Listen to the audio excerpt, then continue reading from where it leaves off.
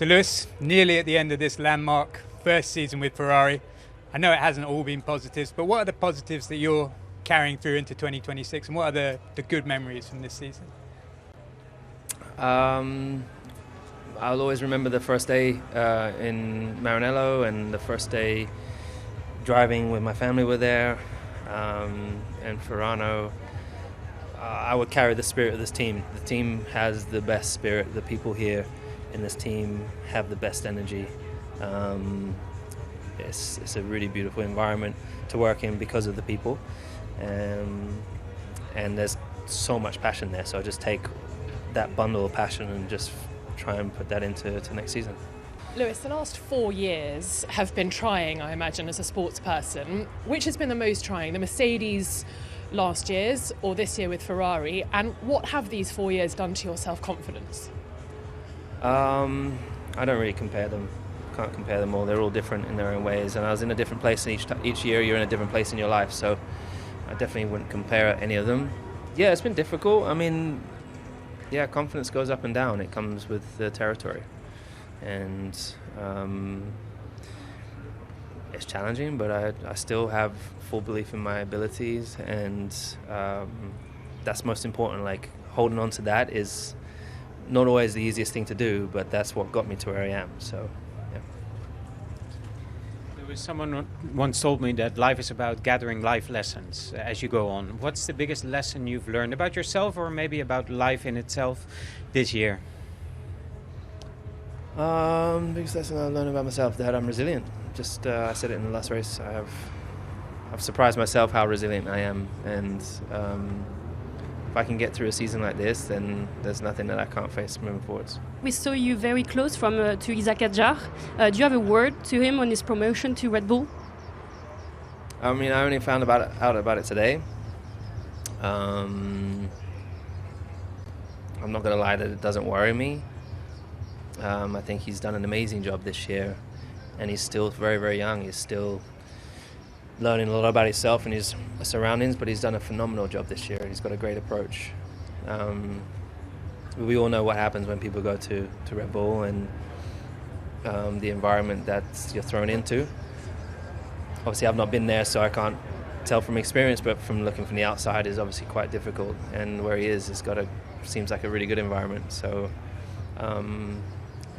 Yuki is an amazing driver, but every driver that goes there has this general experience, but it doesn't mean those drivers aren't great. It's clearly something else.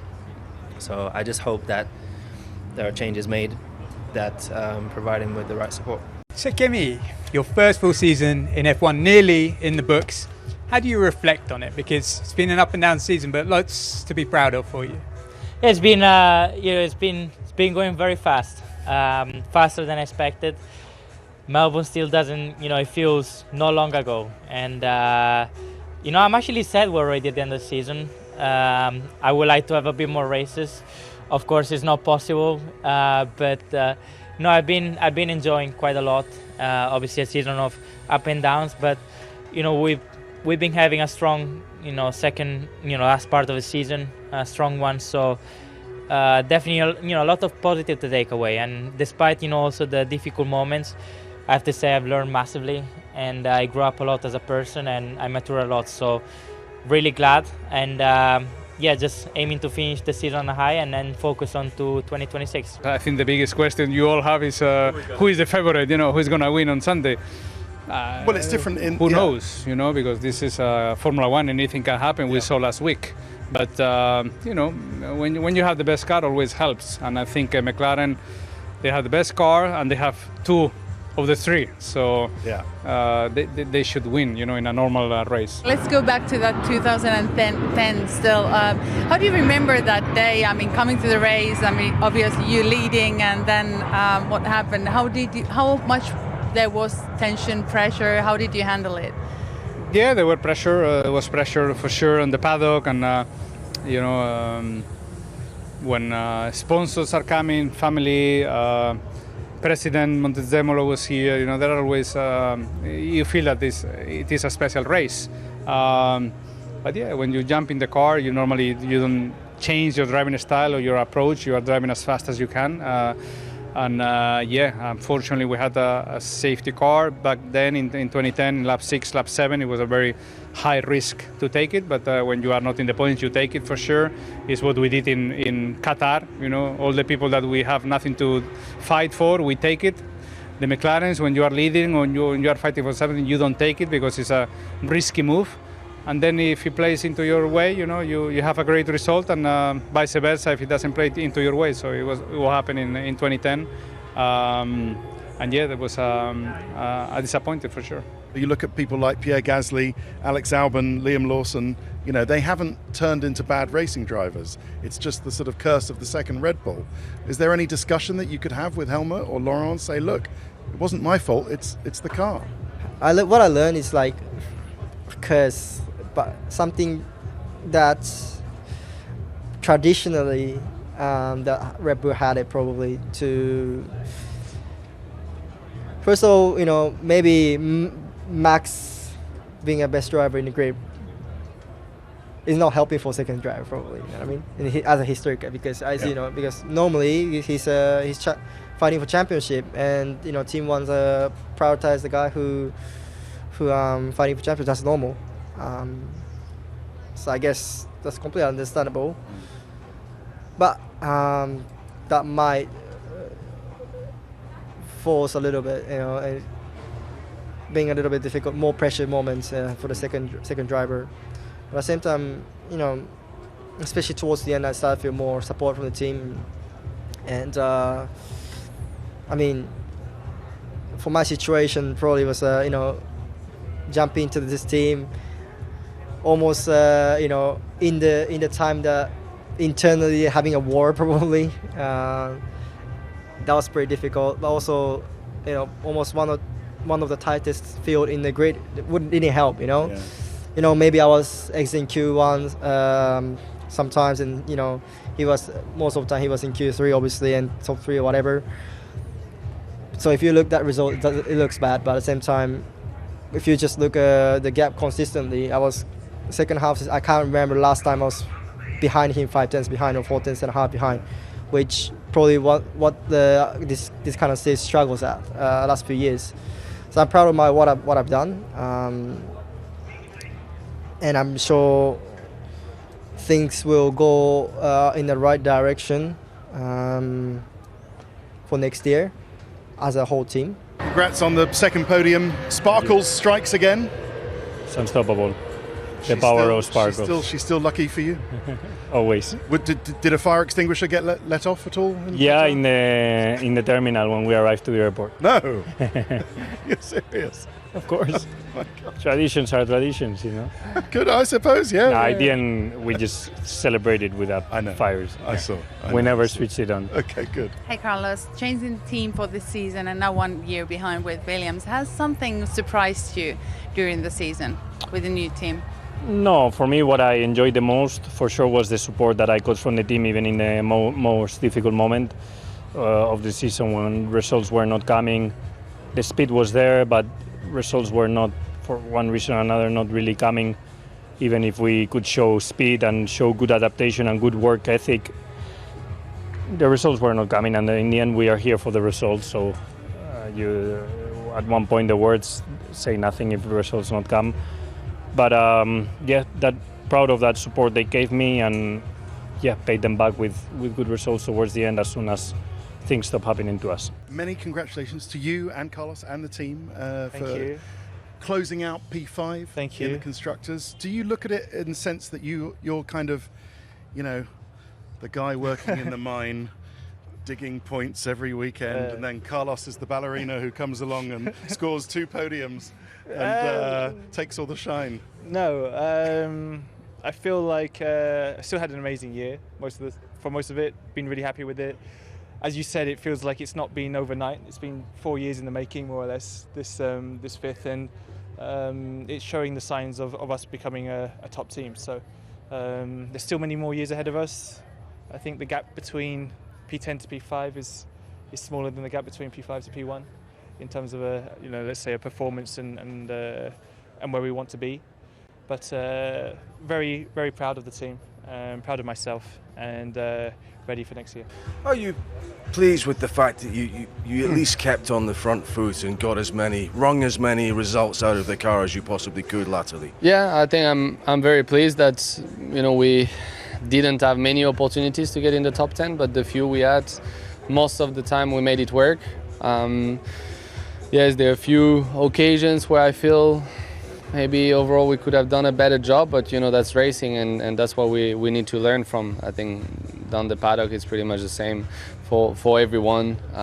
We've had our ups and downs and a few moments where a point or two probably slipped away from us, but I think generally I'm very happy with sort of mindset the team managed to carry until the end of the year, and if anything I'm really reassured that if we manage to get actually a strong competitive race car, the team will be up to speed to give me the tools to fight at the front. Yeah, just briefly, is it good for the whole grid that we've got the championship going to the final day? Will F1 benefit as a result?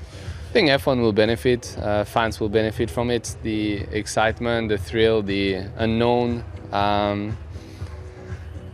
must say I'm very surprised. I thought that McLaren could have sealed the championship probably 4 races ago, by that a few months ago after the summer break, but and that's what we love about racing, that you can't control and you can't predict everything. So yeah, let's see what happens, but should be on for an exciting final. Do you think it could be a dramatic improvement for Alpine next year? What you have obviously stopped development and focused on next year for quite a while now. Of course we focus in 26 for a long time now, and haven't brought any upgrades, and that's part of the Lawson performance that we've had. But I do believe that we are putting everything in 26, and that's good news.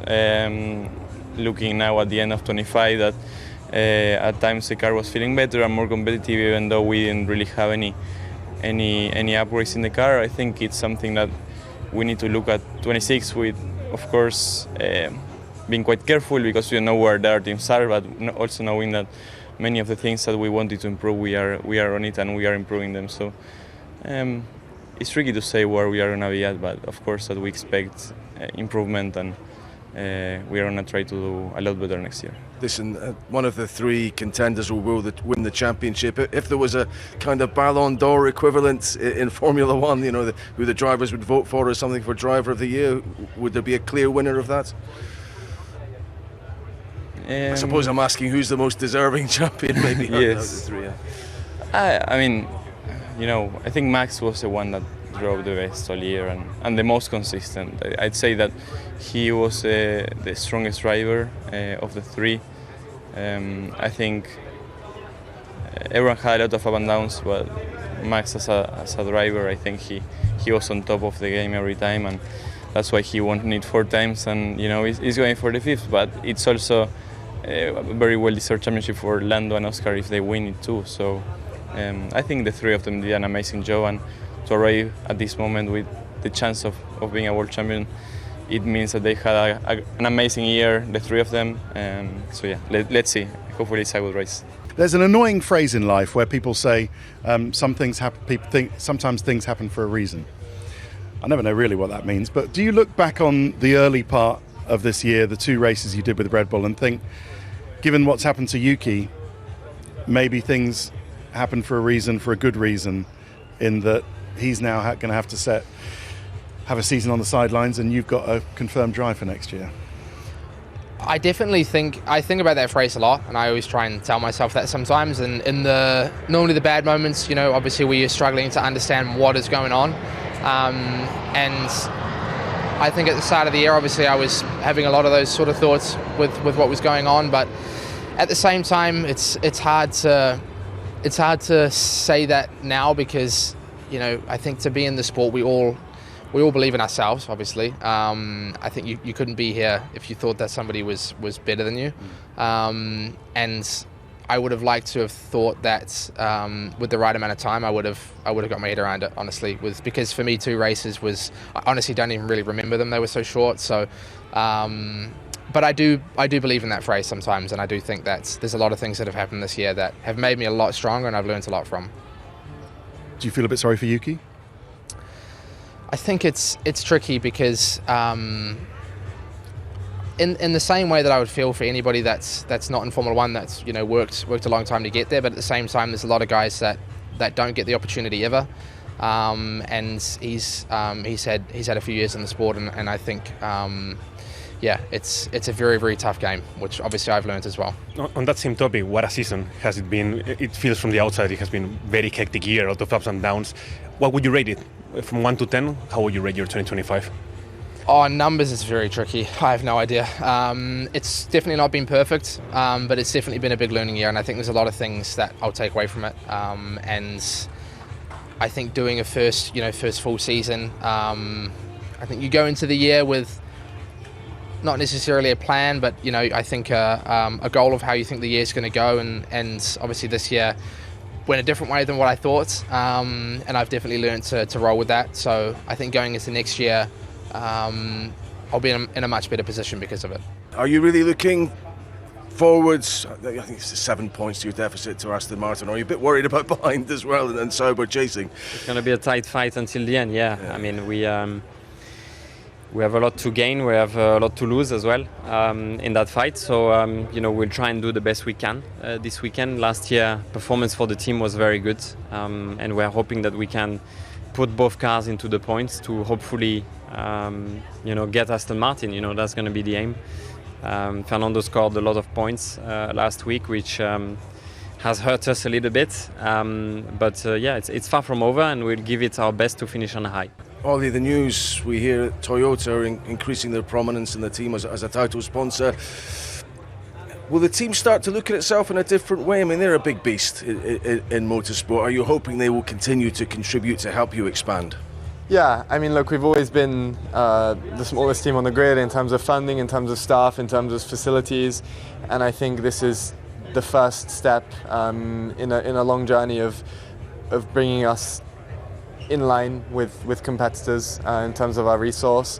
So, I think the job that we've done with the limitations we have, with the number of staff that we have this year has been incredible. It's the most competitive season in F1, and we're fighting up there with teams like Aston, with VCARB, and that's a really special feeling. But I think the feeling from within and the feeling from everyone within our team is that to make that next step, and if we want to consistently fight for better positions, we need a little bit more. We need more people, we need more resource. I think we've maximized what we can do with what we have at the moment, which is great. But I think that this step with Toyota is fantastic to us.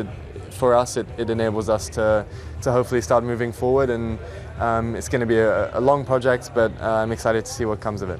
Hey Gabi, as you said, in your rookie season you have learned a lot of driving and being a racing driver in Formula One, but I mean you still seem to have the same energy as you had in Melbourne. I mean you're always smiling, in a good spirit, but how consuming has it been mentally, the long season, your rookie season? Has been very consuming, I need to be honest. There's so many races, so many things to be done.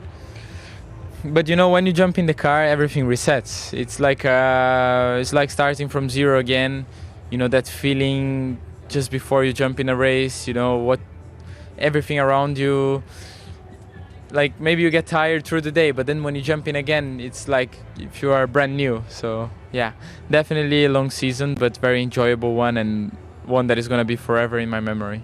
I remember George Russell saying one thing that he has learned or taught to Kimi Antonelli in his rookie season was choose the people that you trust, and you kind of can't give so much for everyone. You have to choose the people who you because there's so many people to give advices as well.